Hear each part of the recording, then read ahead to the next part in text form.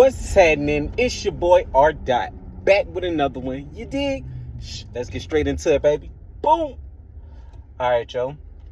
Man, today, you know what I'm saying? I want to talk about that finesse 2 times and King situation. It's an unfortunate situation that he's going to prison for however long he's going to prison for. It's an unfortunate event. And it's sort of like, with me, it's sort of like I'm kind of playing the devil's advocate in this situation. Once again, I must say, I do not know them, but they put their business out just like me. Y'all don't know me, but I put my business out, and that gives you an opportunity to pass whatever judgment you feel like. You know what I'm saying? That's just the nature of the internet. When you put yourself out there, that's how it goes. You know, so everybody has an opinion. So I just want to make that statement before I really get into it. And the reason why I said I wanted to basically, I see it from both sides, play both sides of it, is because, for one, before he, turned himself in, he decided to basically vent about the current situation, about, the whole thing, about King, about the reason why King doing him the way that he doing him, speaking on him the way that he's speaking on him, the trials, the tribulations that he went through, the backstabbings and all that type of stuff. Okay, for one, man, I'm gonna keep it all the way 100 with you. What you expect? What do you expect a leech to do? Suck you dry. That's what leeches do. You know what I'm saying? And even though, they gonna go to whatever limits that they have to go to, show you that, okay, I'm about to put you in your place. I'm about to show you that without me, you're not this. I know your secrets, so you know what I mean? I'm gonna tell on you. I'm gonna tell all your business. I'm gonna put all your business out. That's just the nature of the beast, man, when you try to help people. You know what I mean? And he said it numerous of times. When he was venting, he was basically saying that it was people that he was helping, but he noticed that they wasn't trying to help themselves. And it was getting to the point to where they were actually bleeding him dry, and to the point to when he said that he has no more to give. But if you made that plain and simple from the get-go, okay, this is what I'm giving you. If you can't get right with this, then something wrong with you. You know what I mean? Like, here you go. Don't come back. Don't ask me for nothing. That's how I rock. If I rock with you and I love you, the best thing I can do is put you in a position and help you along the way. But you have to help yourself. You have to be trying to help yourself. Like, I don't never ask for anything. I always, repay my debts. I always, that's just me. That's just who I am. But most people don't see it that way, man. Most people look at you as a meal ticket. Most people look at you as an opportunity to come up and keep coming up off of you. And depending on what you got and how much you got, they're going to continue to suck you dry. They're going to continue to do that. But see, that's one thing that we got embedded in our mental from being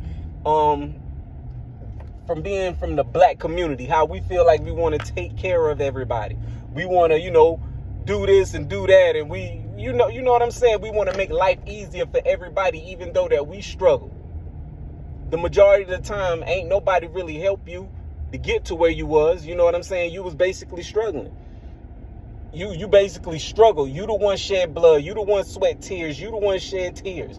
You know what I'm saying? You was the one that did all that. You was the one in the gym like Kobe, shooting them 1,000 shots. You know what I mean? So we work so hard to give away what we acquired so easily. And when you work so hard and you give it away so easily, you accept the people around you to notice how hard you work for it, and to basically, how can I say, cherish it the way that you cherish it. But they don't have the ability to cherish it the way that you cherished it, because they don't know the hard work it took to attain that. Most people just see the results of 10 years of hard work overnight. And that's just being all the way 100. Most people just see the 10 years that you put in as overnight success. And that's just real, bro. That's just real. And to the point to where it comes when I'm going to be on King time is because of the simple fact that he wouldn't even be able to come at you from the angle that he's coming at you from if you ain't had him in situations that made him talk and move the way that he moved. You feel me? So we be thinking things cute when we be having our kids around us, when we trapping, cursing, when we fighting, when we in these toxic environments. We be thinking that is cute. We be thinking that is cute until they actually really believe that they're a damn adult. And then you gotta put belt to ass. Then we don't think it's cute no more. Then we like, okay, then we like, oh man, you grown. Nah, you made that child grown. You put that child in those positions to think that they're grown. And look at how he coming. Now I'm gonna keep it all the way 100. What King said about the situation, he said, man, I ain't been around you for 6 months, man. Hold your head, keep your head up, do your time, man. I ain't wishing nothing bad on you. But man, stop speaking on me. I ain't been speaking on you in like 6 months. You know what I mean? So, like, the reason why I'm saying that is because you can tell that that kid has been influenced by bad behavior. You can tell. You can tell his mannerisms. You can tell his attitude, how he talk, how he move. He's been influenced by toxicity, by adults, to the point to where he actually thinks that he's grown. He thinks that he's a grown kid. You see what I mean? And everybody thought it was cute. Everybody thought it was cute. And see the results of what you consider cute. You see the product that you created. Now I'm not hating, I'm not doing none of the extra stuff, but it is what it is at the end of the day, because he that's him now. That's his character now. That's who he is, because y'all made and y'all mold that kid to be the way that kid is. I don't think it's cute when little kids move and act like King do. I don't see that as cute. I don't see that as funny. I don't see that as anything other than a kid that was steered in the wrong direction. You feel me? And a lot of the times, like in the case like that, they did it for monetary gain. They did it for the simple fact that, okay, this is a little kid who think he grown. People love to see little badass baby kids doing the things that they do. And we're going to make money off it. We're going to monetize off it. But it backfired on them. It backfired on them because what happened? Yeah, Big Mama in the hood got more influence than anybody. Especially when you a kid like that. And then if I'm not mistaken, what happened is that you tried to change him when you already molded him. You made it comfortable for him to do what he do. And then you try to change him. You can't do that. See, if you would have been, if not Moneybag Yo, I'm tripping. If Finesse 2 times would have been the person that he is, that he's trying to change everything, if Finesse 2 times would have came at him the way that he tried to, now that he's trying to change him instead of what he created, he wouldn't have that problem.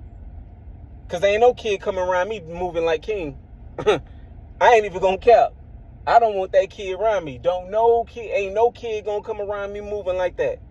My kids don't even move around me like that, and my kids are grown, bro. And they don't move around me like that, even though that I know they move big. It's out of pure respect because I haven't raised them like that, but I know they have their own personalities. But they don't move like that around me. And I would try them, but they don't come at me like that. I'll be like, yeah. Because I did not raise my kids. I did not teach my kids to move like that. I always taught my kids to have respect. Even though I know they seen me doing things. I know they saw me doing, other things, because kids are just curious by nature. Even when you try to hide things from them, they're going to find the things that you hiding from them. You know what I'm saying? So at the end of the day, you molded him. Then you try to break Finesse 2 times molded him and then tried to break him down and remold him. That's not gonna work. But then Big Mama came through, and Big Mama got spite because you was taking care of Big Mama. You was doing what you had to do.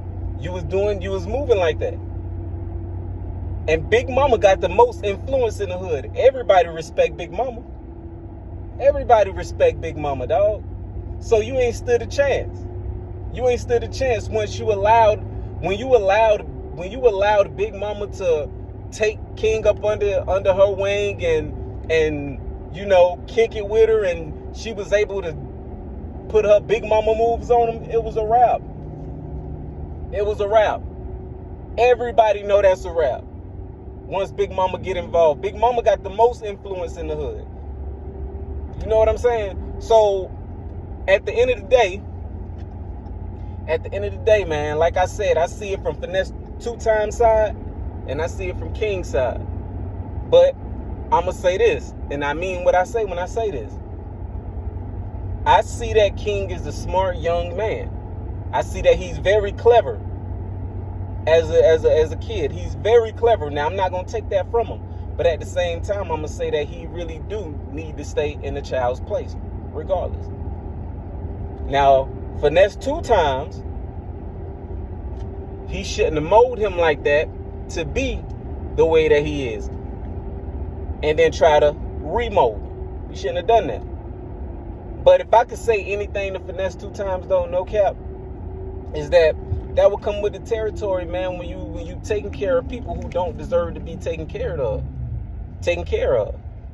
Most people don't deserve to be cared for, man. Your hard work and everything. I mean, like, don't diss them, don't discard them, but they don't deserve all the fruits of your labor, man.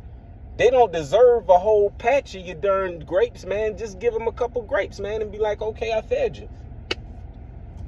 You know, they don't deserve you paying their bills, man. If they can't pay their bills themselves, you as an adult, you can't pay your own bills, then what the hell another adult? I don't care if you a billionaire, multi-billionaire. If an adult cannot pay for their own bills, then that's on them. I will buy you a house, but I'm not paying for your lights. I'm not paying to put food in it. I'm not paying to put furniture in it. I'm not doing none of that.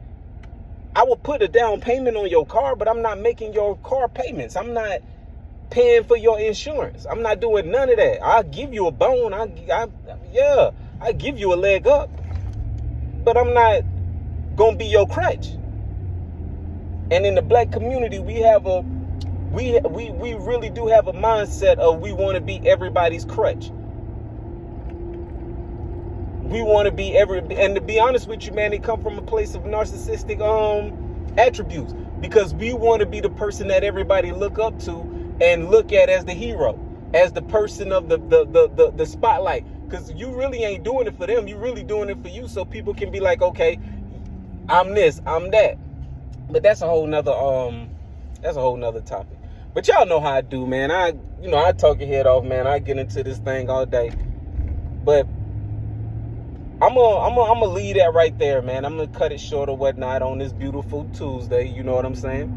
But make sure you like, share, subscribe to the channel. You know what I'm saying? Maybe it's something that I said that was confirmation of something you said, or maybe somebody that need to hear it. Either way it goes, man, don't be stingy with the content, you dig? But it's your boy R. Dot back with another one, you dig? Over and out, baby.